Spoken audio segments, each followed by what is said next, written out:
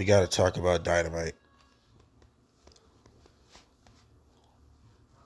I don't know what's going on, and this may be nitpicking, and for all the AEW travelers in the back, this might be nitpicking, and it wasn't that bad. Nah, last night was bad, bro. That was a pretty, very bland, very basic show, bro. It was kind of disappointing, honestly. Um, because it was just so much stuff that was just at random happening. And it might be my fault because I haven't watched, I just can't watch Collision. I can't watch Rampage because it just feels like a waste of time because it's just filler for what they couldn't fill on Dynamite. That's just how it feels. It feels like, oh, well, we couldn't put these matches on Dynamite, so let's just throw them on Rampage and Collision. So, I mean, maybe misinformation, and I admit that. It might be misinformation. Um, it's bad researching on my behalf, so I admit that. Far as AEW stories, like if there are more stories going on in Collision, that's my fault for missing them as a content creator about professional wrestling. Um, but man, it's so hard to watch something that just can't get your interest. But I'm gonna try at least watch highlights, at least. So I'm saying that to say this, okay? It might be misinformation, it might be misled, and it might be misinformation. But can anybody explain to me why wasn't Roosh and MGF the main event? I just don't understand. Uh, AEW backwards booking kills me.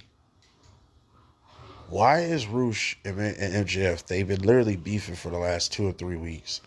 Why this wasn't the main event when this is the only match that had a story to it, that had a build up to it? Why do they do this for? Why do AEW book like this? Like a lot. They do that a lot where a match that had more meaning to it be the first match. I'm like, what? And then the match that has the least meaning to it be the main event. Pac and Claudio did not tell not one story.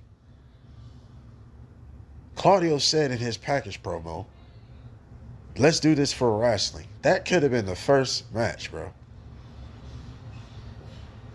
What story did this just tell as a main event? Please, can somebody explain that to me? What story did that just tell at all? That was the main event, bro? Then I was so confused on Tony Storm, Beautiful Self, Amina Shakara, I think that's Shakara, Beautiful Self, and Mariah May, Beautiful Self. Great visuals in this whole segment. But that's all I see was great visuals. Because I have no idea where does Soraya and those girls and Anna Jay and Cameron Haley, where does any of them play into this for Forbidden Door? Can we get on Forbidden Door for a minute? Dude, what the fuck is going on? This is Forbidden Door? Did I mention that MJF completely just shitted on Forbidden Door in that last promo? Pretty much. And then y'all turned around and did exactly what he just said. You want to know what that was? He said, at Forbidden Door, I'll be going against some random Japanese or Mexican guy. You do it, like 2 weeks later, he's going against Hasacero, which is amazing in the ring for that little thing I seen of him. But okay, whoop-de-doo. Everybody's good in the ring. So what is he about to do at all? You don't even give this guy a video package. You don't even give him subtitles when he's trying to cut a promo. Not one person understood what he said if you don't know how to speak that language. or if you don't understand that language. It's a very simple concept. Why you didn't just give him a promo package if it's supposed to be him and MJF? Why we didn't get Cesaro and MJF weeks ago instead of him and Roosh? If that was supposed to be Forbidden Door. What are you doing? This is Forbidden Door? You have two contracted AEW wrestlers fighting for the world title in AEW. Where is the Forbidden Door concept in this at all? The Amina Shakira girl, is she AEW or still Stardom, I guess? I don't know. She might be still Stardom. But it's not like you gave her enough stock to even build up to a world title. They do this to all their women. They get world title shots and then they just disappear. Serena Deeb, gone. She's in this tournament, but don't see nothing of her in the last 2 or 3 weeks, right? Who else? Donna Purrazzo, gone. We ain't seen her since. Why do they do this to every woman that they're so-called trying to build, and they don't keep them afloat to keep stock and interest into them? I just, then you're about to waste, which might be okay, so I'll take that.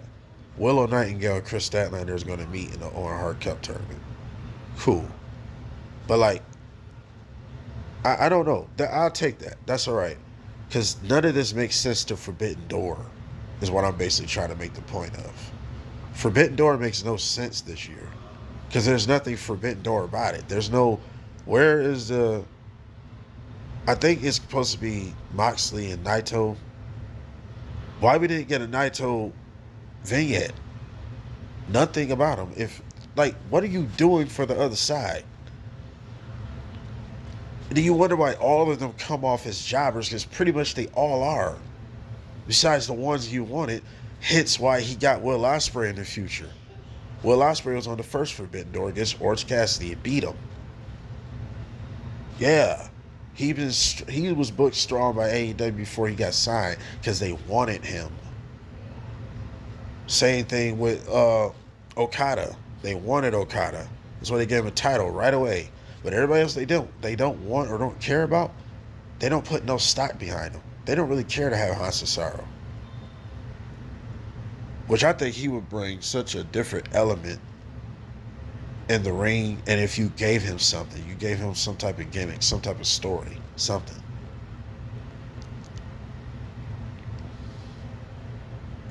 Did I mention that women's segment was so bizarre? I just was like, what the hell is even going on? Then she, choose me or her. And I'm like, I'm thinking, okay, who she gonna choose? They come out. And like, I'm like, where is any of this coming from? Like, in AEW fashion, it seems like the week of or the week before, this is when more matches are announced. And then they do this a lot. Completely different stories that have nothing to pretty much do with anything gets developed. Like, Don Callis now probably trying to recruit Roosh. You know,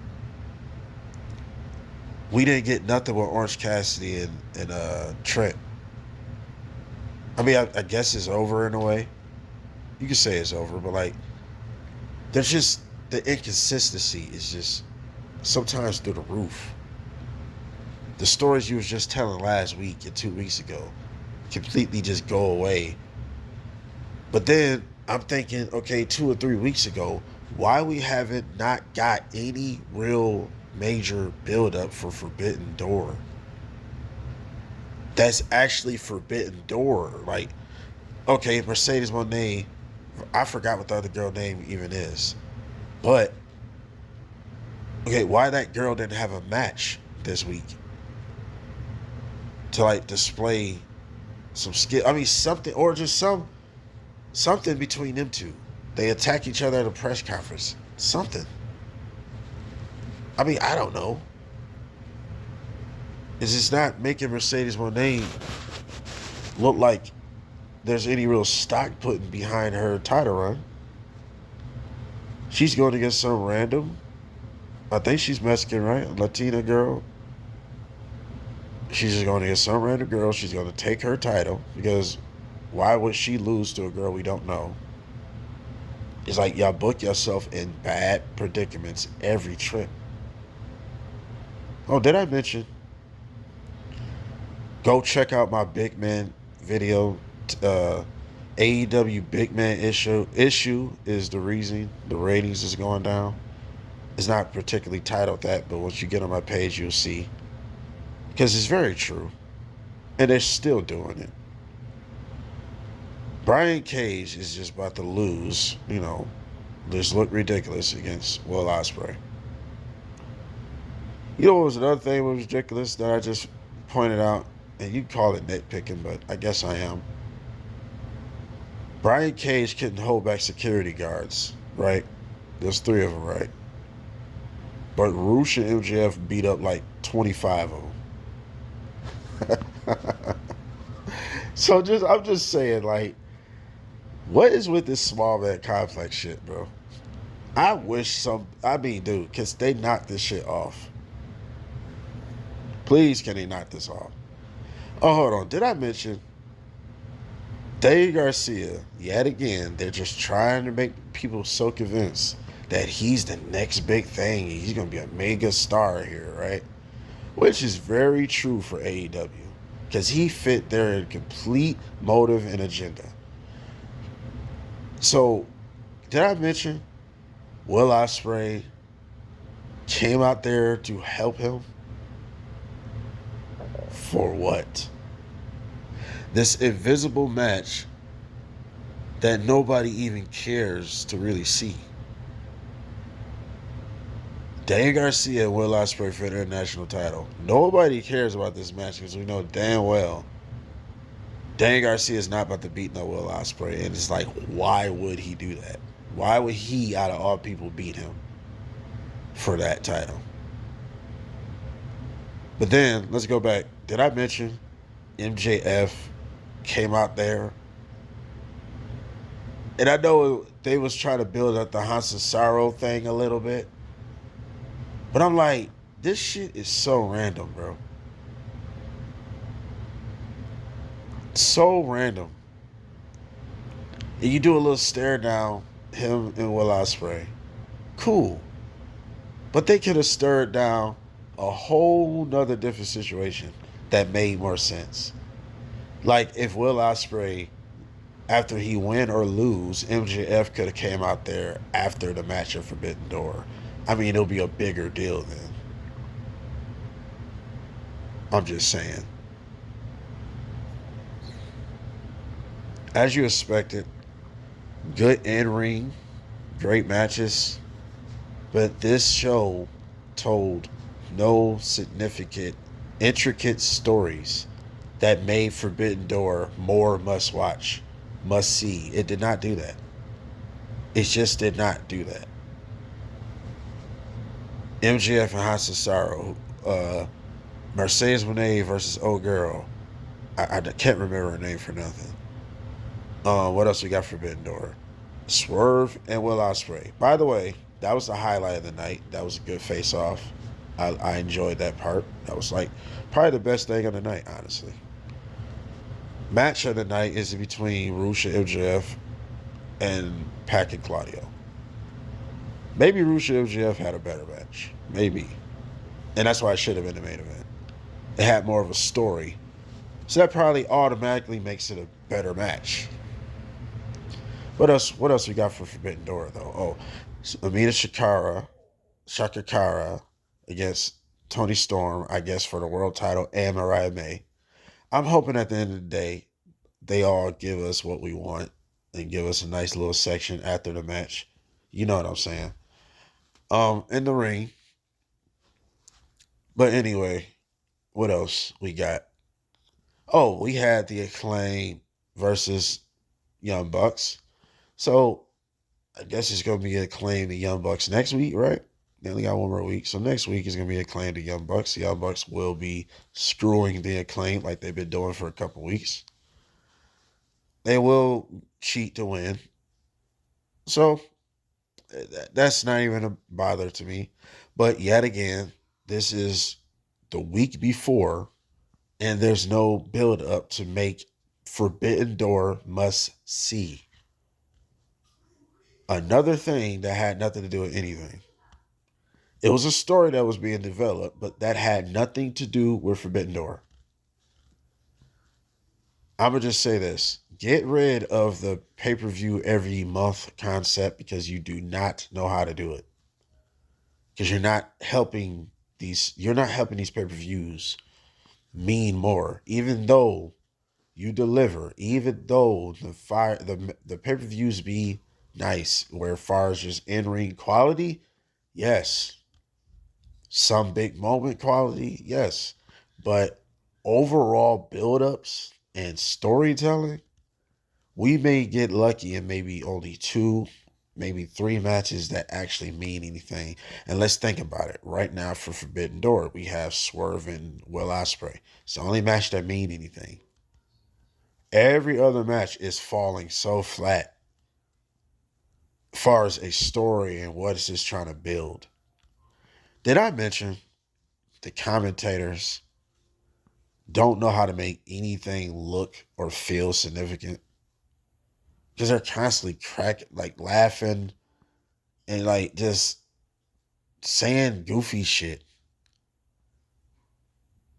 Like what was the girl, the Amina Shakar? She was like, they're all saying they want Mina, and then Excalibur was like, oh, that's trending worldwide. You hear Taz on the low. It is really, yeah, just a way to shit on the whole everything that's going on instead of like, damn, that's great.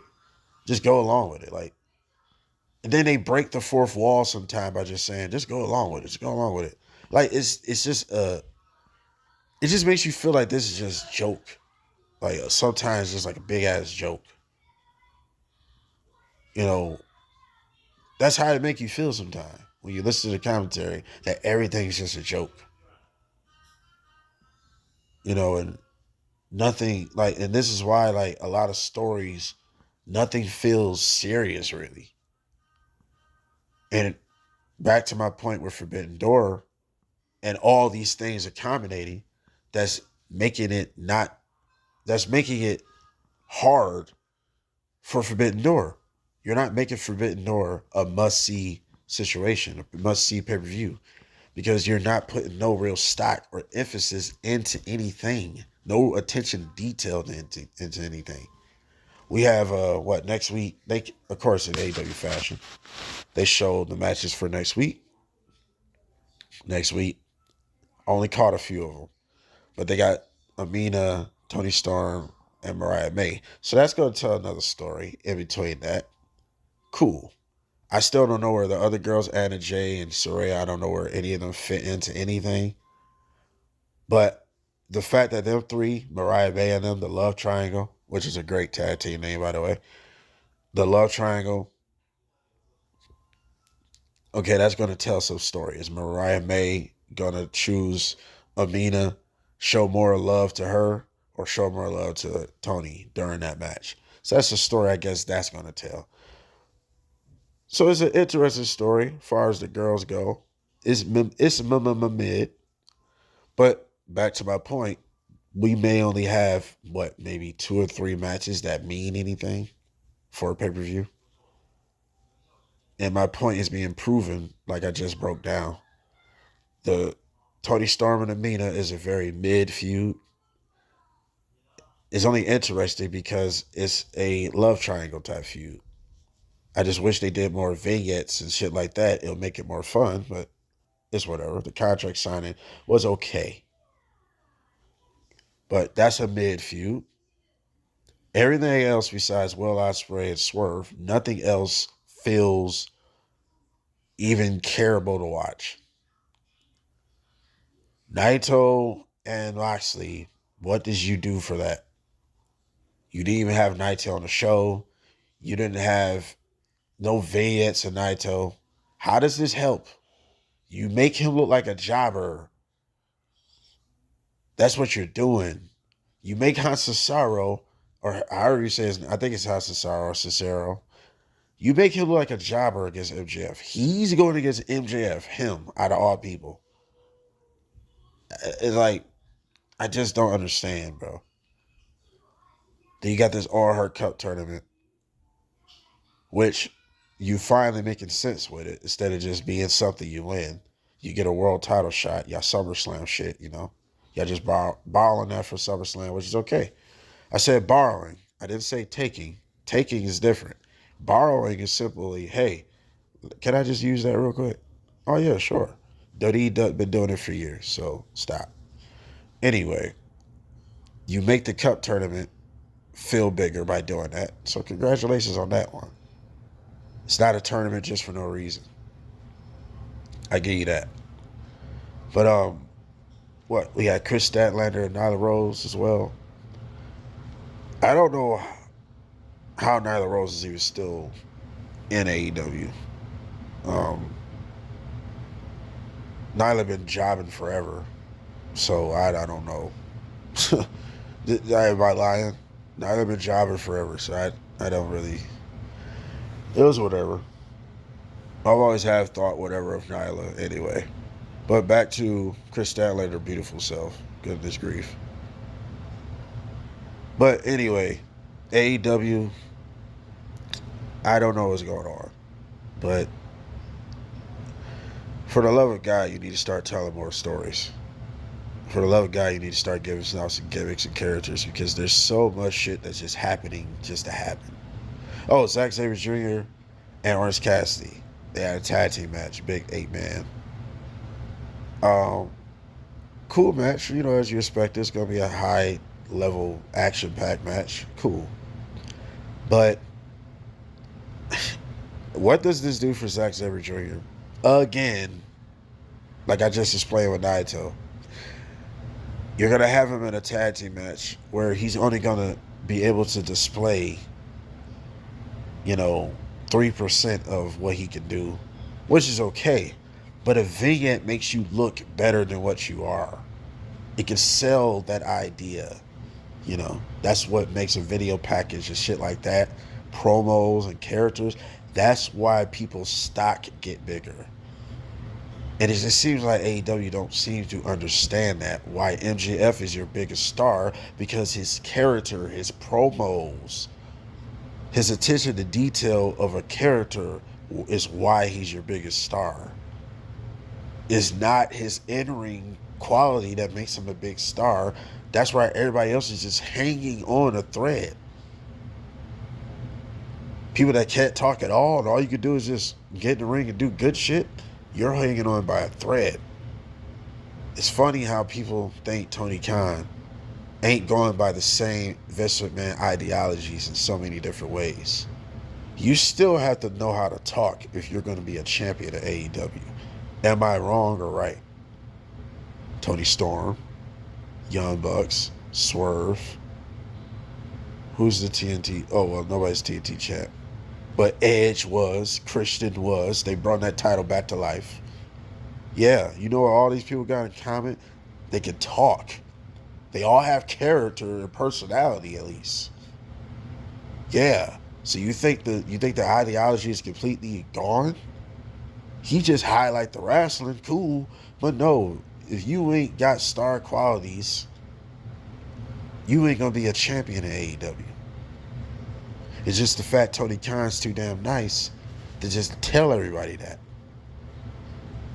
So he just let people get on these cameras, make a fool of themselves, not helping their stock at all by making them do a promo, making them show some type of level of character, putting some enthusiasm into characters somewhere instead of so much randomness. ECW was controlled chaos. That's why ECW was so great. It was structured chaos. Everything made sense somewhere. And then good old-fashioned wrestling, nothing really made sense sometime. And that's okay to have it. But when you have a consistency of sense-making things, that's when you can do random things and nobody thinks of it. And we'll just look at it as that's just a great little moment to have. Because ECW is great at that. Sometimes WWE, where you think they getting it from? Where you think they got it from? Brian Breaker just speared the shit out of Ludwig Kaiser. Great moment. He didn't have to spear him. He had nothing to do with that, right? But so what? It was a great moment.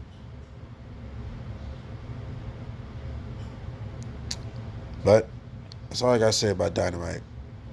Like, share, subscribe, comment, dislike, all the other good shit. We out.